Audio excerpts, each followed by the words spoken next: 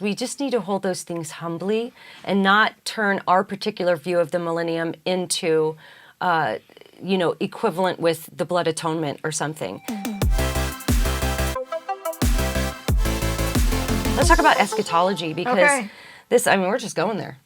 We're going there. Well, I think this is important because I think there is an element of eschatology that hits in the core, and that would be the return of Christ, the second coming being in the future. In the Nicene Creed, in 1 Corinthians 15, the return of Jesus, the eternal reign of Christ, judging the living and the dead, having an eternal destination. These are all have historically been part of the church's teaching. And so I would label those things as being core beliefs. Yeah. And so I really like, I'm going to give a plug again for my friend Ken Samples. I know he's coming on your podcast. He has kind of embodies this kind of mere eschatology approach of, what are the essentials? He has a little book about it. And what are those essential doctrines? I think the second coming, the judgment, the eternal destination of heaven and hell, these are essentials. Yes. Gotta believe those. Now, if we want to talk about which flavor of the millennium, are you premillennial, post-millennial, all-millennial? That's a conversation. That's a denominational distinctive. That's a Bible study.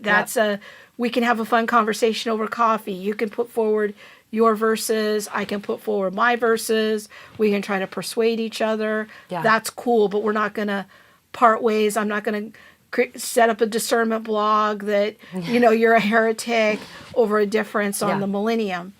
Whether or not you believe in like a 7-year tribulation, or, whether the Antichrist is coming in at the beginning of the tribulation or midway through the tribulation, or the rapture. These are all denominational distinctives. And so I was raised a Baptist in a fundamentalist church. I grew up with the whole 9 yards of 7-year tribulation, rapture, Antichrist, Mark of the Beast. I got really scared at watching Thief in the Night when I was a young child. It was like a Christian horror film. Every year. And that was all I ever knew. And then when I was in my 20s and started learning about other perspectives, I was like, whoa, what is this?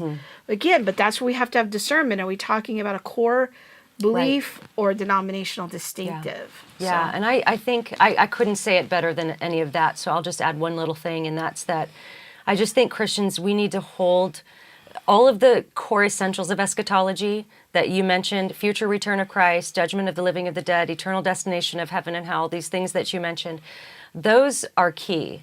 And read Revelation. If you can totally figure out what every single, even the scholars that are within the same view disagree on what some of those metaphors mean. And I think what I would just say is we just need to hold those things humbly and not turn our particular view of the millennium into, equivalent with the blood atonement or something.